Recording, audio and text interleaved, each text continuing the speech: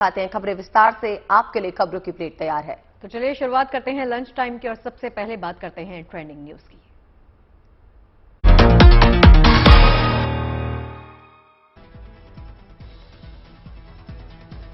Japan के नारा शहर में पूर्व प्रधानमंत्री शिंजो आबे को मारी गई गोली, हालत गंभीर, हमलावर गिरफ्तार। ब्रिटेन में बोरिस जॉनसन के इस्तीफे के बाद नए नेता की तलाश में कंजर्वेटिव पार्टी, भारतीय मूल के ऋषि सुनक का नाम रेस में सबसे आगे है। देश के कई राज्यों में बारिश ने दिखाए तेवर, गुजरात महाराष्ट्र में उफान पे नदियां, एनडीआरएफ की टीमें तैनात। आरजेडी प्रमुख लालू प्रसाद यादव की सेहत में सुधार, बेटी मिसा भारती ने सोशल मीडिया पर शेयर की लालू की तस्वीरें। देश में लोगों को जल्द मिल सकती है सस्ते हवाई सफर की सौगात, राकेश झुनझुनवाला की आकाशा एयरलाइंस को मिली उड़ान की अनुमति। और चलिए लंच टाइम की शुरुआत करते हैं सबसे पहले उस खबर के साथ जिसका सरोकार आप सभी के साथ भी है, क्योंकि हवाई सफर देखिए अब जेब पर भारी बिल्कुल नहीं पड़ेगा, क्योंकि बहुत जल्द देश में हवाई मुसाफिरों को नई एयरलाइंस की सौगात मिलने जा रही है। राकेश झुनझुनवाला की आकाशा एयरलाइंस को डीजीसीए से अनुमति मिल चुकी है। आकाशा ने देश में सबसे सस्ते हवाई सफर की सुविधा देने का दावा किया है। आकाशा के उड़ान भरने से मुसाफिरों की जेब को फायदा किस प्रकार पहुंचेगा, देखिए रिपोर्ट के जरिए।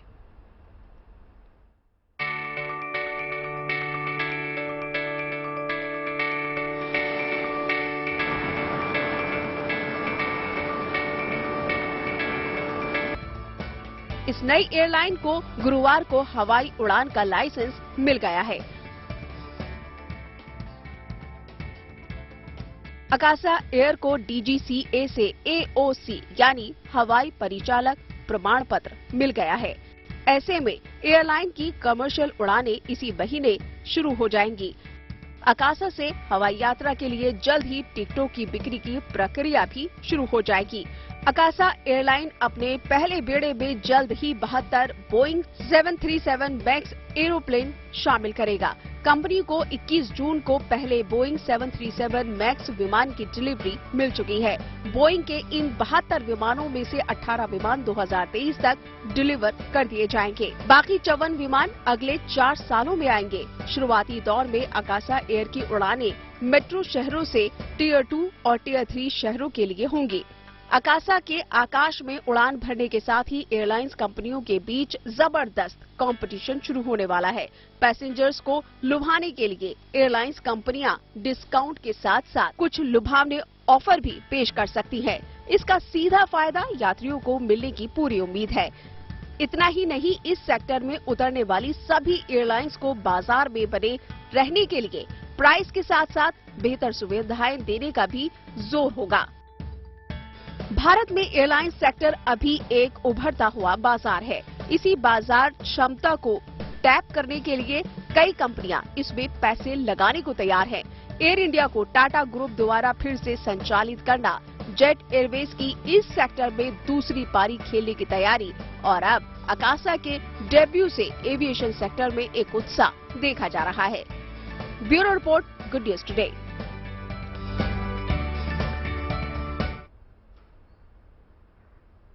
आकाशा एयरलाइंस एक अल्ट्रा लो कॉस्ट एयरलाइन है। इसमें मुसाफिरों के लिए बेसिक किराया बेहद कम रखा जाएगा। हालांकि दूसरी सुविधाओं के लिए अलग से पेमेंट करना होगा। एक खास बिजनेस मॉडल के जरिए आकाशा ने लोगों को सस्ते हवाई सफर की सुविधा देने की कोशिश की। क्या है ये बिजनेस मॉडल और कैसे आकाशा सस्ते हवाई की सौगात देने की तैयारी में है, देखिए इस रिपोर्ट में।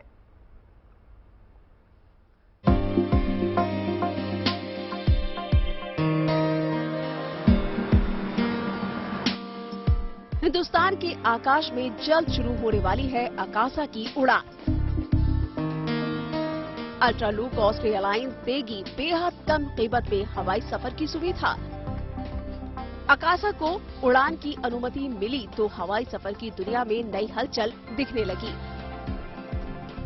राकेश झुनझुनवाला की ये एयरलाइंस लोगों को सबसे कम कीमत पर हवाई सफर की सुविधा देने का दावा करती है। अल्ट्रा लो कॉस्ट एयरलाइंस में बेसिक टिकट सस्ता होता है। दूसरी सुविधाओं के लिए यात्रियों को अलग से भुगतान करना होता है। लो कॉस्ट एयरलाइंस में विज्ञापन ज्यादा दिखते हैं। Seat bag, paper cup, food packaging पर दिख सकते हैं विज्ञापन। किराया कम रखने के लिए ज्यादा विज्ञापन दिए जाते हैं। बेसिक सुविधाओं में कमी नहीं की जाती।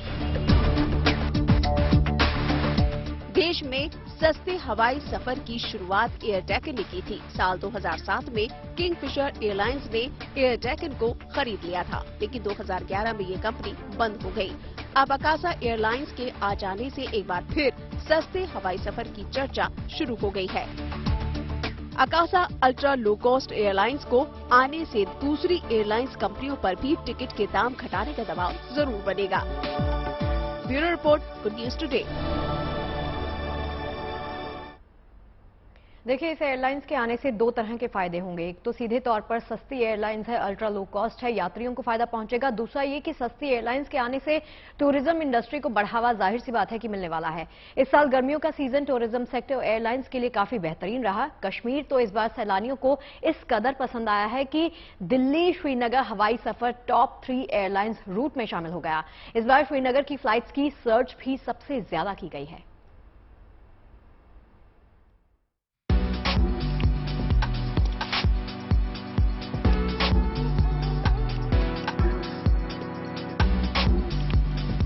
हर टूरिस्ट स्पॉट पर पर्यटकों का हुजूम। सुहाना मौसम भी दे रहा है सैलानियों को सौगात। देश में कोरोना का कहर थमा तो करीब 2 साल से ठप रही टूरिज्म इंडस्ट्री ने सारे रिकॉर्ड तोड़ने की ठान ली। घूमने फिरने के शौकीन लोग नए नए डेस्टिनेशन तलाशने लगे। नतीजा यह हुआ कि देश ही नहीं, इंटरनेशनल डेस्टिनेशंस पर भी भारतीय सैलानियों का सैलाब दिखने लगा। गर्मियों के मौसम में जम्मू कश्मीर देश में सैलानियों का फेवरेट टूरिस्ट स्पॉट बन गया। पर्यटकों की पसंद के चलते दिल्ली श्रीनगर एयर रूट अप्रैल में देश का तीसरा सबसे व्यस्त रूट बन गया, जबकि ये रूट आमतौर पर टॉप 10 हाईवे रूट्स में शामिल नहीं हो पाता। अप्रैल में दिल्ली श्रीनगर एयर रूट पर 2.74 लाख लोगों ने सफर किया, जबकि पहले नंबर पर रहे दिल्ली मुंबई हाईवे रूट पर यात्रियों की संख्या 4.43 लाख रही। वहीं दूसरे नंबर पर दिल्ली बेंगलुरु एयर रूट पर अप्रैल में 3.48 लाख लोगों ने सफर किया। 2 और टूरिस्ट डेस्टिनेशन दिल्ली गोवा और मुंबई गोवा भी अप्रैल में टॉप 10 एयर रूट्स में शामिल हुए।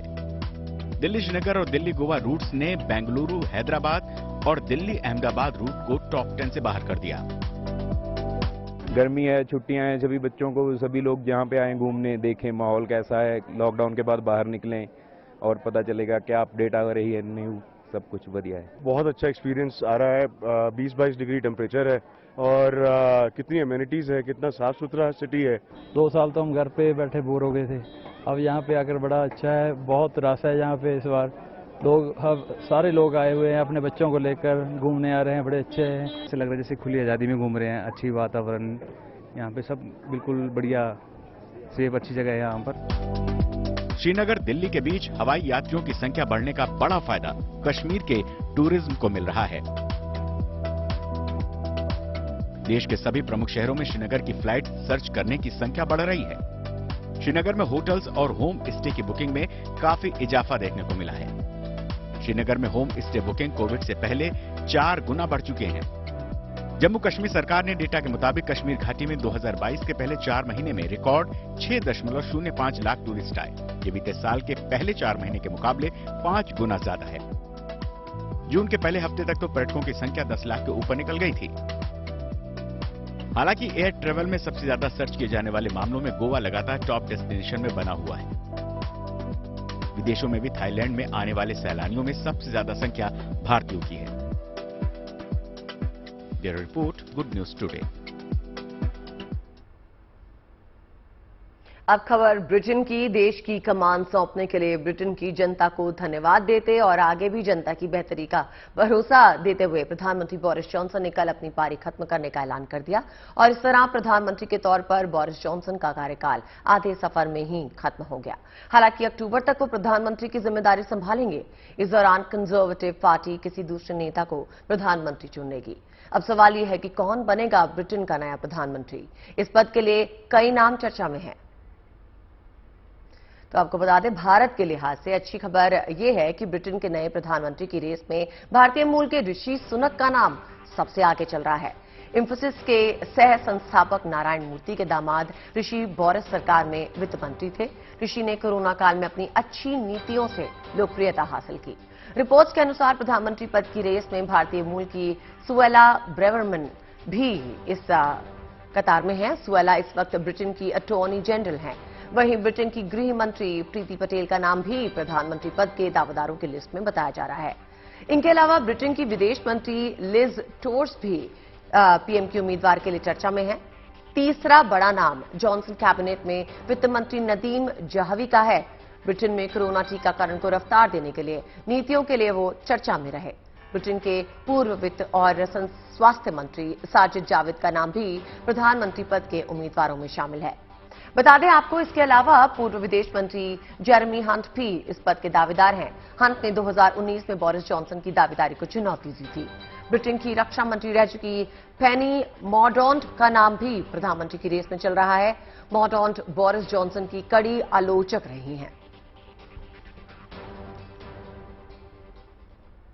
और देखिए, ब्रिटेन में सियासी उथापतल के बीच में बोरिस जॉनसन कैबिनेट के पूर्व मेंबर और भारतीय मूल के नेता ऋषि सुनक की पत्नी की कुछ तस्वीरें मीडिया में वायरल हो गई हैं। आपको बताते हैं कि क्या है उन वायरल तस्वीरों से जुड़ी हुई ये खबर।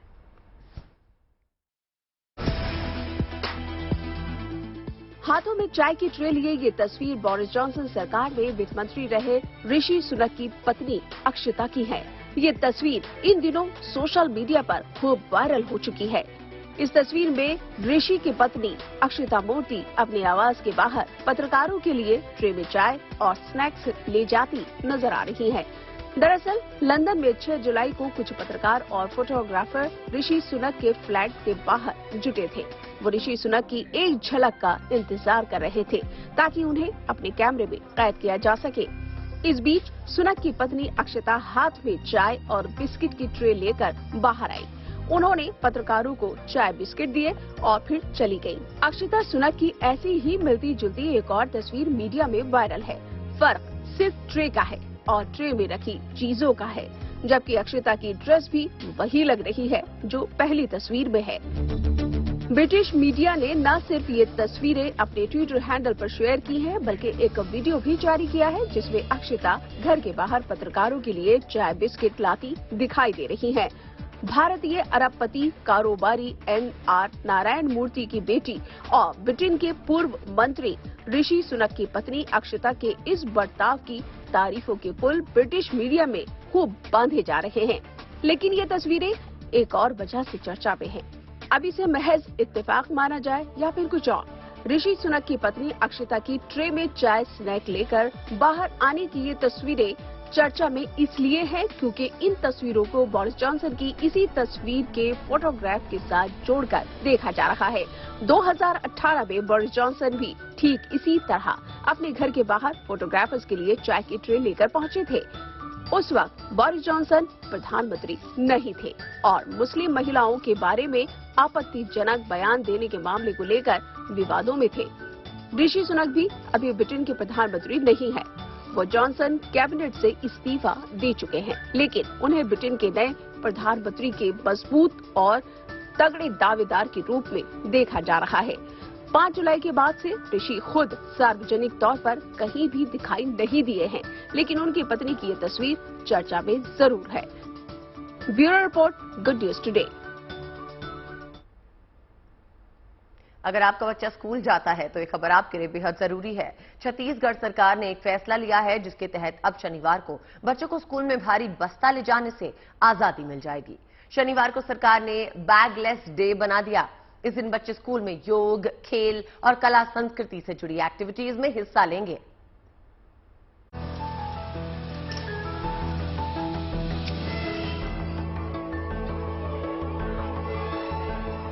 एक ऐसा सरकारी फैसला जो छत्तीसगढ़ में स्कूल जाने वालों के हर मासूम के चेहरे पर मुस्कान ला देगा। एक ऐसा निर्णय जो छत्तीसगढ़ के स्कूली बच्चों के पीठ का बोझ एक दिन के लिए हटा देगा। छत्तीसगढ़ के स्कूलों में अब शनिवार मतलब बैगलेस डे हो गया है। राज्य के स्कूल शिक्षा विभाग ने इसके व्यापक निर्देश जारी कर दिए हैं। इसके मुताबिक अब सप्ताह के प्रत्येक शनिवार को बच्चों को बस्ता लेकर स्कूल नहीं जाना होगा। स्कूल में उनका पूरा दिन योग, पीटी, खेलकूद, संगीत, नाटक, कहानी और ऐसी ही अन्य गतिविधियों में बीतेगा। स्कूली शिक्षा को रोचक, व्यवहारिक और अपने आसपास के माहौल से जोड़ने के लिए ये कोशिश शुरू की जा रही है।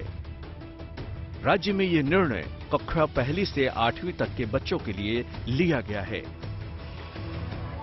स्कूल शिक्षा विभाग ने बैगलेस डे का उपयोग बच्चों के करियर गाइडेंस के लिए करने का भी मॉडल बनाया है। आदेश में कहा गया है कि शनिवार को स्थानीय कलाकारों, शिल्पकारों, उद्यमियों, अलग अलग विभागों में कार्यरत नौकरी पेशा व्यक्तियों को विद्यालय में बुलाया जाए, उनसे बातचीत कर उनके बारे में जानकारी बच्चों को दी जाए। स्कूली शिक्षा के बस्ते का बोझ काफी समय से चर्चा का विषय रहा है। 5वीं से लेकर 12वीं क्लास तक के बच्चों का बैग का बोझ काफी होता है। भारी बस्ते की वजह से बच्चों को सेहत से जुड़ी कई समस्याओं का भी सामना करना पड़ता है। नियम के मुताबिक प्री प्राइमरी में नो बैग यानी कोई बस्ता नहीं, दूसरी तक 1.6 से 2.2 किलोग्राम, 5वीं तक 1.7 से 2.5 किलोग्राम, 7वीं तक 2 किलो से 3 किलोग्राम, 8वीं में 2.5 से 4 किलोग्राम, 10वीं तक 2.5 से 4.5 किलोग्राम और 12वीं तक 3.5 से 5 किलोग्राम बस्ते का वजन निर्धारित किया गया है। छत्तीसगढ़ सरकार का बैगलेस डे का फैसला एक दिन के लिए ही सही, बच्चों के लिए ये सुकून की सौगात है। हफ्ते में शनिवार को ही सही, एक दिन तो बच्चों को बस्ते के भार से आजादी मिलेगी। छत्तीसगढ़ सरकार के इस नियम को अन्य राज्यों में भी लागू किया जाना चाहिए। Bureau report, good news today. Agniveer scheme आने पर जो विरोध प्रदर्शन और हंगामे की तस्वीरें हमने देश भर में देखी थी, उसे पूरे देश ने देखा है। लेकिन इस विरोध से अलग औरैया जिले के युवा सेना के अग्निवीर बनने के लिए कड़ी तपस्या किस तरह से कर रहे हैं, वो भी आपको दिखाएंगे। लेकिन देखिए, मकसद इसका एक है, देश सेवा। इनका मानना यह है कि सेना की वर्दी 4 साल के लिए मिले, चाहे फिर 40 साल के लिए मिले, राष्ट्र रक्षा में सब जायज है।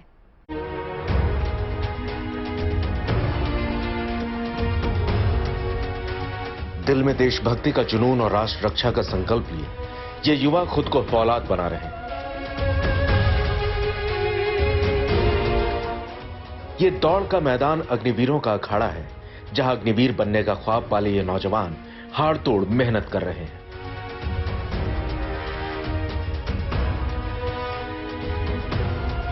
ये तस्वीरें औरैया के एक छोटे से गांव की है, जहां गांव के मैदान से इन युवाओं की दिन की शुरुआत होती है। यहां क्या दिन क्या रात, क्या धूप क्या छांव, क्या गर्मी क्या बरसात, अनुशासन में रहकर खुद को तैयार करना कोई इन छात्रों से सीखे।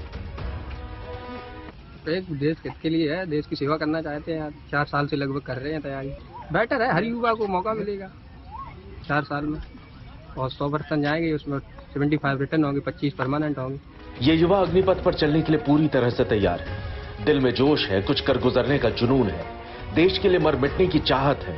और सबसे बड़ी बात, इन युवाओं के लिए ये कोई मायने नहीं रखता कि उनकी सेवा 4 साल की है या फिर 20 साल की। ये युवा 4 साल तो क्या, 4 दिन के लिए भी देश की सेवा करने को तैयार है। इनकी बस एक ही ख्वाहिश है, और वो है सेना में जाकर देश की आन बान और शान के लिए मर मिटना। एजुकेशन बीएससी फर्स्ट ईयर चल रही है और कंपटीशन की तैयारी है। सही है, बस तैयारी अपनी तैयारी कर रहे हैं और जो भी सरकार का निर्णय है उसको करेंगे। इन छात्रों को ट्रेनिंग देने वाला कोई नहीं, मगर इन्हें इस बात का कोई मलाल नहीं। संकल्प सबका एक है। पिछले दिनों अग्निवीर स्कीम को लेकर जहां देश भर में जबरदस्त विरोध प्रदर्शन हुआ, वहीं सेना में जाने की तैयारी कर रहे इन युवाओं की अग्निवीर योजना को लेकर न कोई सोच बदली और न ही इनकी फौज में जाने का जज्बा कम हुआ है। Surya Sharma, Auraiya, good news today. Noida में तकनीक के सहारे ट्रैफिक नियमों का पालन नहीं करने वालों को सबक सिखाया जा रहा है। शहर में 84 चौराहों पर 1065 कैमरा से निगरानी रखी जा रही है और जो वाहन चालक यातायात नियमों का उल्लंघन कर रहे हैं, उनका चालान काटा जा रहा है।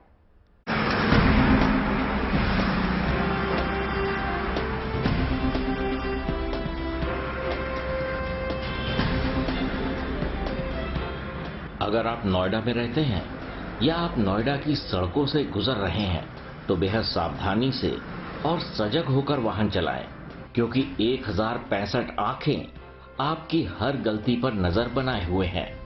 इंटीग्रेटेड ट्रैफिक मैनेजमेंट सिस्टम से लैस नोएडा की इन सड़कों पर यातायात नियम का पालन नहीं करने वालों के ताबड़तोड़ चालान कट रहे हैं। बीते 15 दिनों की बात करें तो 40,000 वाहनों के चालान कट चुके हैं, जिनमें बिना हेलमेट सवार वालों की संख्या काफी है। नोएडा अथॉरिटी ने शहर के 84 चौराहों पर 1065 हाई डेफिनेशन कैमरे लगाए हैं। इनमें से 76 जगहों के कैमरों को एक्टिवेट भी कर दिया गया है। इन कैमरों के संचालन के लिए इंटीग्रेटेड कमांड कंट्रोल रूम तैयार किया गया है। ये कंट्रोल रूम निगरानी के दौरान अनाउंसमेंट के साथ साथ स्थानीय पुलिस को जानकारी देगा। ये कैमरे हाई स्पीड गाड़ियों की नंबर प्लेट पढ़ने की क्षमता रखते हैं। इतना ही नहीं, नियमों का पालन न करने वाले लोगों का चालान भी इन कैमरों के जरिए ही कटेगा। और वर्तमान में जो ITMS के अंतर्गत जो कैमरे लगे हैं वो अत्याधुनिक हैं, PTZ हैं। जो कैमरे लगे हैं वो करीब 220 के भी स्पीड से ऊपर के जो रफ्तार है उसको भी कैच करने के लिए सक्षम है। मुझे लग रहा है कि ट्रैफिक नियमों का पालन करने लगे हैं। अभी करीब 40,000 के लगभग चालान कट गया है, जिसमें सबसे ज्यादा जो हेलमेट की चालान है। नोएडा ट्रैफिक पुलिस की नजर में ये योजना मील का पत्थर साबित होगी। इस व्यवस्था से शहर को जाम से निजात तो मिलेगी ही, अपराधियों पर अंकुश लगाना भी आसान हो सकेगा। भूपेंद्र चौधरी के साथ bureau report, good news today, Noida. देखिए, दिल्ली के फोर्टिस अस्पताल में मेडिकल चमत्कार हुआ है। 74 साल के एक बुजुर्ग के दिल की बीमारी को TAVR प्रक्रिया से डॉक्टरों की टीम ने ठीक कर दिया। इस ऑपरेशन में सबसे मुश्किल ये था कि बुजुर्ग का दिल बाईं तरफ के बजाय दाईं तरफ था। अमेरिका में तो ये पहले हो चुका है, लेकिन ये भारत में पहली बार है जब इस तरह का सफल ऑपरेशन किया गया है।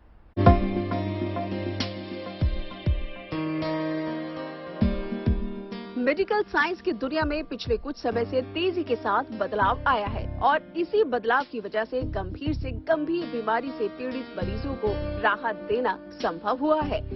ऐसे ही नए बदलाव से 74 साल के इंद्रपाल सिंह को दिल की सौगात मिली है। इंद्रपाल सिंह की बीमारी और उनका इलाज आसान बिल्कुल नहीं था। इसकी बड़ी वजह उनका दिल ही था, जो बाएं के बदले शरीर में दाहिनी तरफ था।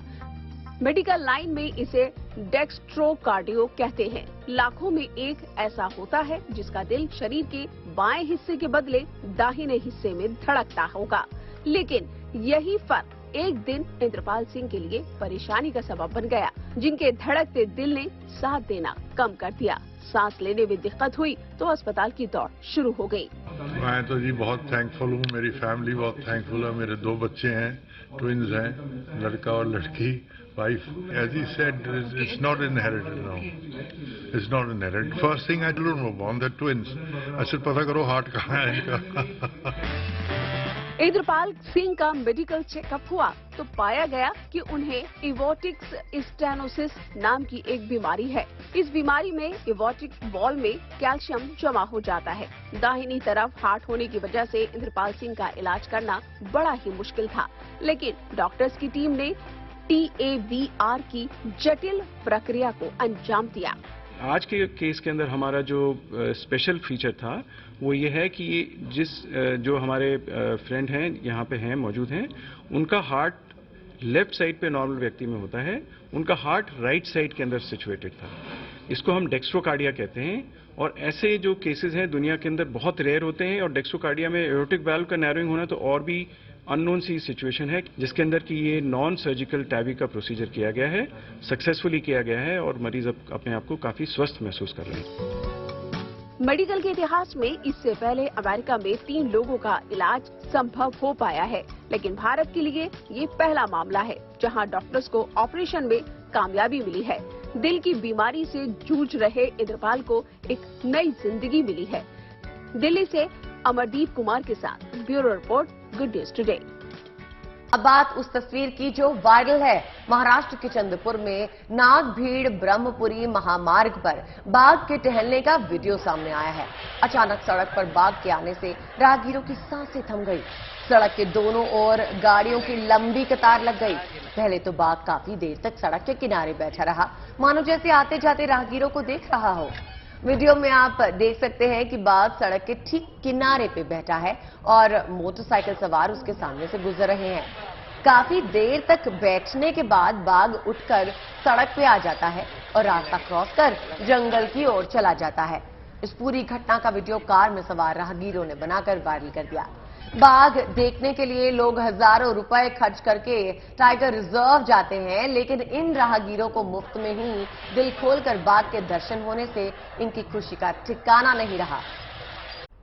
और चलिए अब बात करते हैं बादलों के खेल की, जिसने कम से कम देखिए मुंबई वालों को तो मुश्किल में डाल रखा है। हाल ये हो गया है कि बादल रह रहकर मुंबई को डराने लग गए हैं। आज मौसम विभाग ने मुंबई में रेड अलर्ट जारी किया है। कल भी आपको याद होगा कि ऑरेंज अलर्ट जारी किया गया था। मतलब इसका ये है कि आज शहर को बादलों से सावधान रहना है। मुंबई के अलावा ठाणे में भारी बारिश की चेतावनी मौसम विभाग ने जारी कर दी है। बारिश का महा अलर्ट महाराष्ट्र के और भी तमाम जिलों में जारी किया गया है, जिसमें रायगढ़, रत्नागिरी, सिंधुदुर्ग के अलावा मौसम विभाग ने आज रेड अलर्ट जारी कर दिया है। पुणे और सतारा में भी आज भारी बारिश की चेतावनी है। तो वहीं मुंबई में समंदर के किनारे पर जाने के लिए प्रशासन ने लोगों को पहले ही सतर्क रहने की अपील की है। आपके सामने देखिए मुंबई और महाराष्ट्र से जुड़ी ये 5 तस्वीरें, अलग अलग तस्वीरें जो बारिश के मौसम का हाल बता रही हैं और कैसे महाराष्ट्र में आम लोगों की दिक्कतें बढ़ती जा रही हैं वो भी दिखा रही हैं। और महाराष्ट्र की तरह गुजरात में भी हाल कुछ ऐसा ही है।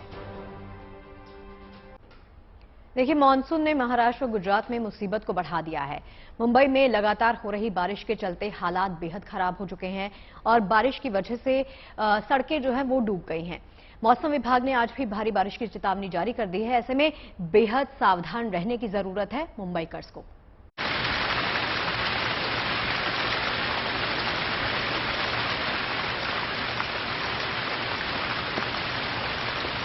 सपनों के शहर मायानगरी मुंबई को बेशुमार बारिश ने एक बार फिर से डुबो दिया।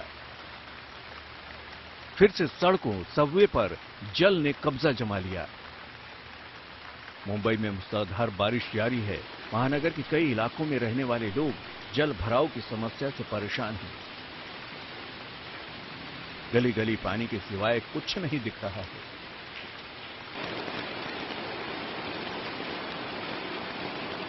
मुंबई की आफत भरी बारिश की इन अलग अलग तस्वीरों पर नजर डालिए। चंद घंटे की बारिश में ही देश की सबसे बड़ी म्यूनिसिपल एजेंसी बीएमसी ने इस शहर का कितना ख्याल रखा है। पूरे शहर का सिस्टम पानी पानी हो गया है।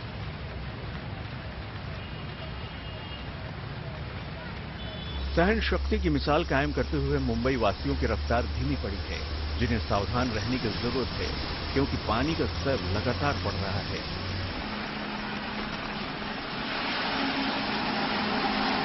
लोनावाला में हुई बारिश का असर देखिए। लगातार हो रही बारिश की वजह से वाहन चलाने वालों को दिक्कत हो रही है।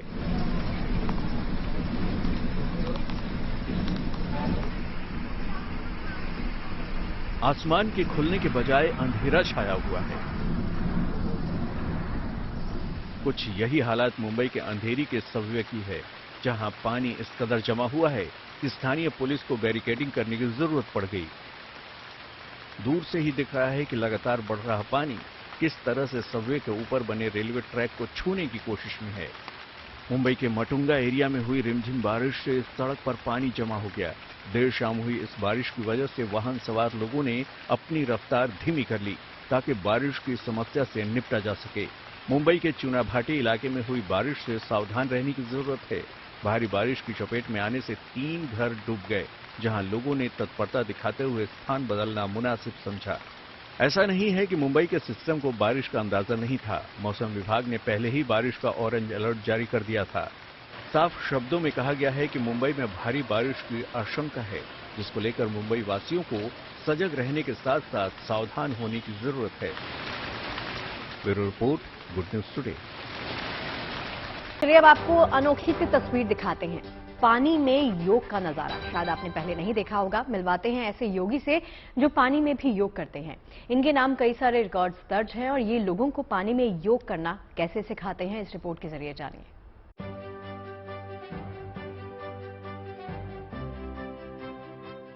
पानी में योग की हैरान करने वाली तस्वीरें। बिना अंगों को हिलाए गहरे पानी में योग। पानी में योग करके बनाए कई रिकॉर्ड्स। अपने अनोखे योगासन से सबको चौंकाने वाले ये हैं पुणे के योग टीचर बापू साहब सोनबड़े। जल में योग करके बापू साहब सोनबड़े ने अपना नाम इंडिया बुक ऑफ रिकॉर्ड्स और OMG रिकॉर्ड में दर्ज कराया है। सोनबड़े की खास बात यह है कि वो लंबे समय तक अपने अंगों को हिलाए बिना गहरे पानी में योग करने की क्षमता रखते हैं।